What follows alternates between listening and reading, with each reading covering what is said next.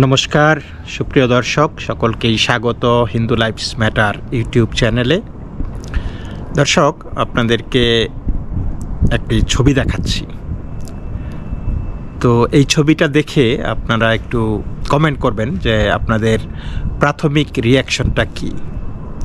এই মানুষটিকে আপনার কি ভালো মানুষ মনে হয়, ধার্মিক মানুষ মনে হয়, বাটপার, চোর, গুন্ডা, বদমাশ, সমন্বয়ক বা উপদেষ্টা আপনারা যেভাবেই বলতে চান আপনারা কমেন্ট করে জানাতে পারেন যে এই ব্যক্তিটিকে কীরকম লাগে আপনাদের। তো এই ব্যক্তিটি একজন সমন্বয়ক। তো সমন্বয়কের চেহারা দেখলেই বোঝা যায় যে এই সমন্বয়ক কি কাজে পারদর্শী। সম্প্রতি আপনারা একটা খবর জেনেছেন যে টাঙ্গাইলে একটা আওয়ামী লীগের সেখানকার জেলার সাধারণ সম্পাদক এবং সাবেক এমপির 6তলা বাড়ি দখল করে একজন সেখানে পাগল ঢুকিয়ে দিয়েছে। তো পাগল ঢুকিয়ে দেওয়া মানে হলো, আপনাদের অনেকের কাছে মনে হতে পারে যে এটা একটা সুন্দর সমাজকর্ম। আসলে এইটাও একটা টেকনিক, পরের সম্পত্তি জবরদখল করার এটাও একটা টেকনিক। টাঙ্গাইল জেলা আওয়ামী লীগের সাধারণ সম্পাদক ও সাবেক সংসদ সদস্য জোয়াহেরুল ইসলামের বাড়ি দখল করে পাগলের আশ্রম চালু করেছে বৈষম্য বিরোধী ছাত্র আন্দোলনের সংগঠক পরিচয়ধারী এক তরুণী। তো এই তরুণীকে কিন্তু এই মহিলাকে কি আপনাদের তরুণী মনে হয়? আমার তো মনে হচ্ছে না। আপনারা ভালো করে তার চোখের দিকে তাকিয়ে দেখুন, তার মুখাবয়বের দিকে যদিও দেখা যায় না, অনেকের কাছেই মনে হবে যে এটা একটা নিনজা, বা বাচ্চাদেরকে জিজ্ঞেস করলে তারা বলবে যে ভূত বা পেতনি, গোস্ট, তাই না? কিন্তু তার বাইরেও আমরা যদি চিন্তা করি, ডেসিফার করার চেষ্টা করি যে তার বয়সটা কীরকম হবে, এই তরুণীকে কিন্তু মহিলাই মনে হচ্ছে। গত শনিবার এই মহিলা 25 জন মানসিক প্রতিবন্ধীকে নিয়ে সেই জোয়াহেরুল ইসলামের বাড়ি দখল করে সেখানে তিনি পাগলের আশ্রম খুলেছেন। এটা বিভিন্ন পত্রপত্রিকায় খুব বিশেষভাবে ছাপা হয়েছে, ফলাও করে ছাপা হয়েছে। ওই তরুণীর নাম মারিয়াম মুকাদ্দাস ওরফে মিষ্টি। চেহারার মধ্যে মিষ্টি, অবশ্য কোন জায়গায় মিষ্টি আই ডোন্ট নো, এনিওয়ে তার নাম মারিয়াম মুকাদ্দাস মিষ্টি। তিনি নিজেকে আল মুকাদ্দাস ফাউন্ডেশনের প্রতিষ্ঠাতা, চেয়ারম্যান ও বৈষম্য বিরোধী ছাত্র আন্দোলনের সাবেক সংগঠক হিসাবে পরিচয় দেন। তো তার নাম হইছে মারিয়াম মুকাদ্দাস। এখন তিনি আল মুকাদ্দাস ফাউন্ডেশনের চেয়ারম্যান। ওই যে আল বাগদাদি, আল ইরাকি, আল সিরিয়া আছে না, আল লেবাননি, আল গাজা, আল হামাস, তো সেই আল হামাস মনে হচ্ছে তাকে। আপনারা দেখুন, তিনি একটি পতাকা নিয়ে দাঁড়িয়ে আছে। এটা কিসের পতাকা?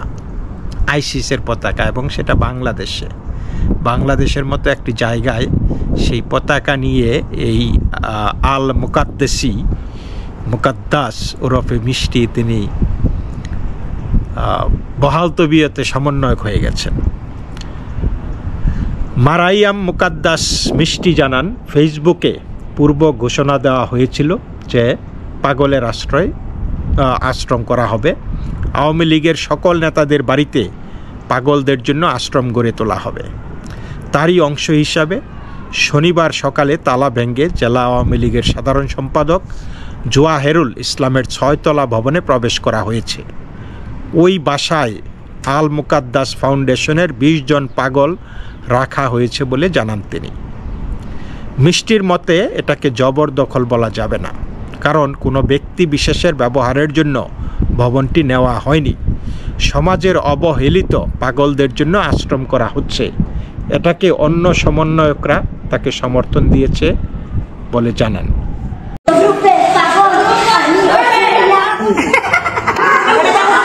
বাড়িতে গেলে অনেকে যায় লুটপাট করে, আগুন লাগায়, অযথা নষ্ট হচ্ছে। ওর থেকে যদি এটা সমাজের কোনো কল্যাণে কাজে লাগে এই আওয়ামী লীগের অফিস বা বাসাগুলো, তাহলে হচ্ছে ভালো হবে। এর জন্য ওই দিন শুধু অফিসটা ভেঙে চলে গেছিলাম, আর ভাঙি নাই, গেছি না তাহলে ভাঙবো না, শুধু অফিসটা একটু ভেঙে রেখে যাই। তারপরে এটা হচ্ছে কোনো বৃদ্ধাশ্রম বা পাগলের আশ্রম, এতিমখানা কোনো কিছু করবো। এর জন্য জহেরের বাসাটা হচ্ছে পাগলের আশ্রমের জন্য সিলেক্ট করা হয়েছিল। এর জন্য আজকে হচ্ছে পাগল যা ছিল আশ্রমের সব পাগল এখানে নিয়ে আসা হয়েছে। এখন আশ্রম তো আমি দেখাশোনা একাই করতেছি। তাহলে কি দখল বলা হয় না? না, দখল কেন, এটা তো আগেই বলা ছিল যে যদি দখল বলেন তাহলে ওই যাই, আগেই বলেছিল যে এটা আমরা আশ্রম করব। এখন আবাসিক এলাকা আগে আপাতত রাখি, যদি দেখি যে এখানে বেশি সমস্যা হচ্ছে তাহলে যারা একটু সুস্থ আছে ওদেরকে এখানে রাখবো, আর যারা বেশি পাগল তাদের হয়তো অন্য কোনো আওয়ামী লীগের বাসা যেগুলো সিলেক্ট করা হয়েছে হয়তো বিবেচনা করে যে কোনটাই রাখলে আশেপাশে মানুষের সমস্যা না হয়। কোনো ব্যক্তির বাড়ি দখল করতে পারি না, কিন্তু আওয়ামী লীগের বাড়ি দখল বলতে এটা হচ্ছে জনগণের কাজে, এখানে তারা আমার বিজনেস হচ্ছে না। মানে আমি যদি ব্যক্তিগত কোনো বিজনেস, কোনো কোম্পানি, কোনো ট্রেনিং সেন্টার করতাম তাহলে একটা কথা ছিল। এটা হচ্ছে সমাজে যত অসহায় গরিব মানুষ, যাদের পাগল টাগল, এদের তো দেখার কেউ নাই। এই সমাজের গরিব মানুষ, এই পাগলটা রাস্তায় না থেকে আওয়ামী লীগের বাড়ি এখন পড়ে আছে প্রতি অবৈধ সম্পদের ভাগিদার এই অসহায় মানুষগুলাই। এর জন্য অসহায় মানুষগুলাকে এখানে রাখা।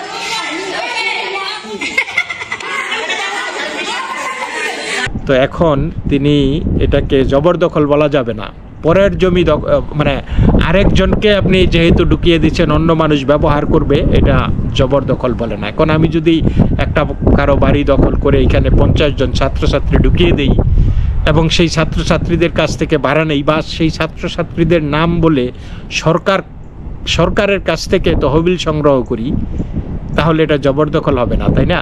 তো তিনি কি এই যে এই পাগলা এদেরকে যে পালে, এটা কি ফ্রিতে পালতেন, বা যদি মানে তিনি সেটা করে থাকেন আর কি, তো এটা জবরদখল না। একটা মানুষ যদি তার ব্যক্তিগত সম্পত্তি, সেটা আওয়ামী লীগের হোক আর যাই হোক, ইউনিসের হোক, আপনি সেইটা কি দখল করে আরেকজনের কাছে দিয়ে দিতে পারেন আর বলবেন যে এটা জবরদখল না? এনিওয়ে, তো এদিকে 10 কোটি টাকা চাঁদা না দেওয়ায় টাঙ্গাইলের সাবেক সংসদ সদস্য ও জেলা আওয়ামী লীগের সাধারণ সম্পাদক অ্যাডভোকেট জোয়াহেরুল ইসলামের বাসা জবরদখলের অভিযোগ করেছেন জোয়াহেরুল ইসলামের স্ত্রী রওশন আরা। তাহলে এইখানেই হয়েছে বিষয়টা। 10 কোটি টাকা চাঁদা দাবি করেছিল এই মিষ্টি। তো জোয়াহেরুল ইসলামের স্ত্রী রওশন আরা এই অভিযোগ করেছেন। তিনি বলেন, টাঙ্গাইলের ছাত্র প্রতিনিধি ও সমন্বয়ক পরিচয়ে মারাইয়াম মুকাদ্দাস মিষ্টি নামে এই মেয়েটি আমাদের কাছে প্রথমে 10 কোটি টাকা চাঁদা চেয়েছিল। সেই টাকা না দেওয়ায় তারা বাড়ি জবরদখল করে। আমি এই ঘটনায় থানায় মামলা দায়ের করব। রওশন আরা আরও বলেন, বাড়িটি আমার নামে, আমার স্বামীর নামে নয়। আমি এই ঘটনায় সঠিক বিচারের দাবি করছি। এই ঘটনায় ব্যাপক আলোচনা ও সমালোচনার সৃষ্টি হলে নড়েচড়ে বসে প্রশাসন। রাত 10:30টার দিকে পৌর শহরের ছোট কালীবাড়িতে অবস্থিত 6তলা বিশিষ্ট ভবনটি যৌথ বাহিনীর অভিযানে দখলমুক্ত করা হয়। সেই ঘটনাটা ঘটে রবিবার রাতে। এতে টাঙ্গাইল সদর উপজেলা সহকারী কমিশনার ভূমি ও নির্বাহী ম্যাজিস্ট্রেট রুহুল আমিন শফিকের নেতৃত্বে সেনাবাহিনী ও পুলিশের যৌথভাবে এই অভিযান পরিচালনা করা হয়।